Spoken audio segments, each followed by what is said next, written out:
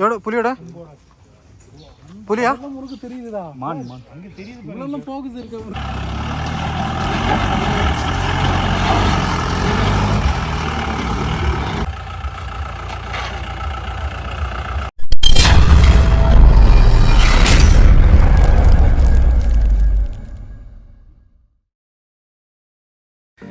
Hello friends, അപ്പോൾ ഇന്ന് നമ്മളുള്ളത് മൂന്നാറിലാണ് കേട്ടോ. മൂന്നാറിൽ വരുന്ന ഏതൊരാളും മസ്റ്റായിട്ട് സന്ദർശിക്കേണ്ട സ്ഥലമാണ് മറയൂർ കേട്ടോ. മറയൂർ എന്ന സ്ഥലത്താണ് ഇന്ന് നമ്മളുള്ളത്. നമ്മളിവിടെയാണ് ഇന്നലെ സ്റ്റേ ചെയ്തിട്ടുള്ളത് കേട്ടോ.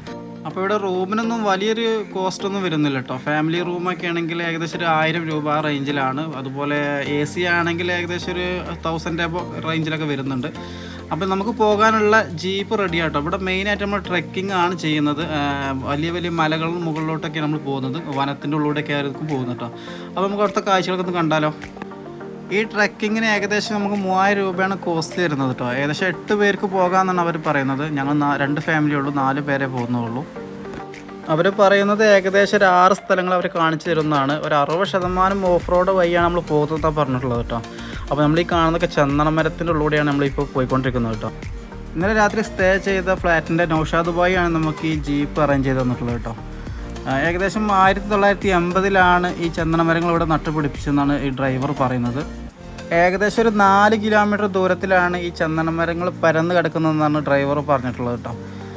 ഏകദേശം 2020 കണക്ക് പ്രകാരം ഏകദേശം ഒരു 65,000 തൈകൾ ഇതിലുണ്ട് എന്നാണ് പറഞ്ഞിട്ടുള്ളത്. അതിൽ വലിയ തൈകളുണ്ട്, ചെറിയ തൈകളുണ്ട്. ഇത് ഉണങ്ങിൽ പോയാൽ മാത്രമേ ഗവൺമെൻറ് ഇത് കൊണ്ടുപോകുള്ളൂ എന്നാണ് ഡ്രൈവർ പറയുന്നത് കേട്ടോ.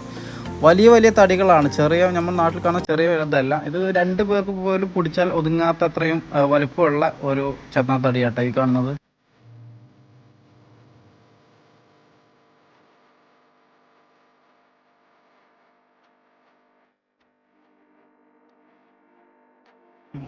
പുലിയുടെ പുലിയാ உனக்கு தெரியுதுடா மான் மான் அங்க தெரியுது இவ்வளவு போகுது இருக்க അത് പുലിയൊന്നല്ല കേട്ടോ, ചെറിയൊരു മാൻകുട്ടിയാണ്.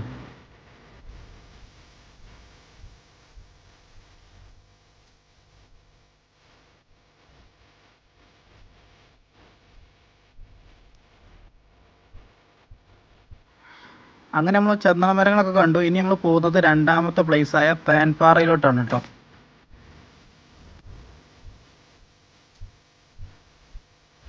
അപ്പോൾ ഇതാണ് തേൻപാറ കേട്ടോ. നൂറ്റാണ്ടുകൾ പഴക്കമുള്ള തേനീച്ച കൂടാണ് അവിടെ ഉള്ളതെന്നാണ് പറഞ്ഞിട്ടുള്ളത്. ഇന്നേ വരെ ഒരാളും അത് എടുക്കാൻ ശ്രമിച്ചിട്ടില്ല. ഗവൺമെൻറ് കീഴിലാണ് ഉള്ളതെന്നാണ് പറഞ്ഞിട്ടുള്ളത്. ഒരുപാട് തേൻ അവിടെ ഉണ്ടെന്നാണ് പറഞ്ഞിട്ടുള്ളത് കേട്ടോ. അപ്പോൾ ഇനി നമ്മൾ 3ാമത്തെ പ്ലേസായ സ്ട്രോബെറി പ്ലാന്റേഷനിലോട്ടാണ് പോയിക്കൊണ്ടിരിക്കുന്നത് കേട്ടോ. ഒരുപാട് സ്ട്രോബെറികൾ അവിടെ ഉണ്ടെന്നാണ് പറഞ്ഞിട്ടുള്ളത്. ഇതാണ് സ്ട്രോബെറിയുടെ ഈ ഒരു തോട്ടം കേട്ടോ. നമുക്ക് മുകളിലോട്ട് കയറി നോക്കാം.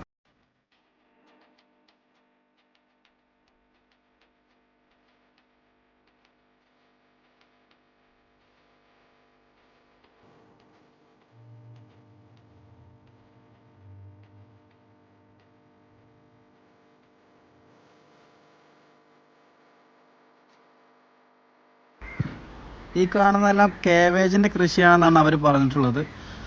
ഒരു നട്ട് തുടങ്ങുന്നേ ഉള്ളൂ, ഒരുപാടൊന്നും ഉണ്ടായിട്ടില്ല, കുറച്ചുണ്ടായിട്ടുള്ള മാത്രമേ ഉള്ളൂ കേട്ടോ. അങ്ങനെ നമ്മൾ ഇവിടുന്ന് റിട്ടേൺ അടിക്കുകയാണ്. ഒരു സ്ട്രോബെറി ജ്യൂസൊക്കെ ഇവിടെ കൊടുക്കുന്നുണ്ട്. അവനെ സ്ട്രോബെറി ജ്യൂസ് കുടിച്ചിട്ട് നമ്മൾ 4ാമത്തെ പ്ലേസിലോട്ട് പോകാം കേട്ടോ.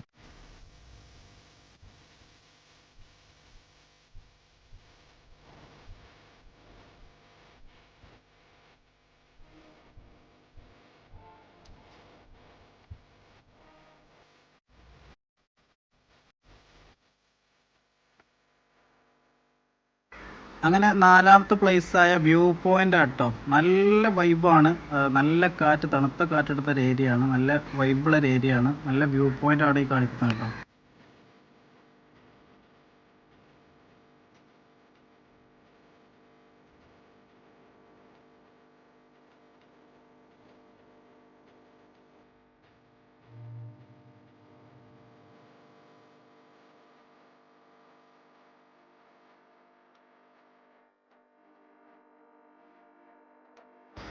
അപ്പോൾ നമ്മുടെ 5ാമത്തെ സ്ഥലം കേട്ടോ, വാട്ടർഫാളാണ്.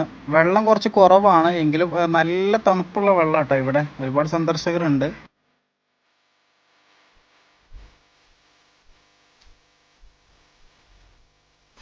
അപ്പോൾ ഇനി നമ്മൾ 6ാമത്തെ പ്ലേസിലോട്ടാണ് പോയിക്കൊണ്ടിരിക്കുന്നത് കേട്ടോ.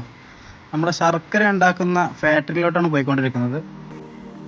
അപ്പോൾ ഇതാണ് നമ്മുടെ ശർക്കര ഉണ്ടാക്കുന്ന ഫാക്ടറി കേട്ടോ. ഇവിടെ നേരിട്ട് കരിമ്പ് എത്തിച്ചിട്ട് ഇവിടെ നിന്നാണ് നിർമ്മിക്കുന്നത് കേട്ടോ. അപ്പോൾ ഇവിടെ തന്നെയാണ് അവർ കരിമ്പ് തോട്ടവും ഇവിടെ തന്നെയാണ്. അപ്പോൾ ഒരു ഏട്ടനും ഒരു ചേച്ചിയും ഇവിടെ ശർക്കര ഉണ്ടാക്കിക്കൊണ്ട് എന്നാണ് അവർ പറഞ്ഞിട്ടുള്ളത് കേട്ടോ. നമുക്കൊന്ന് കണ്ടു നോക്കിയാലോ.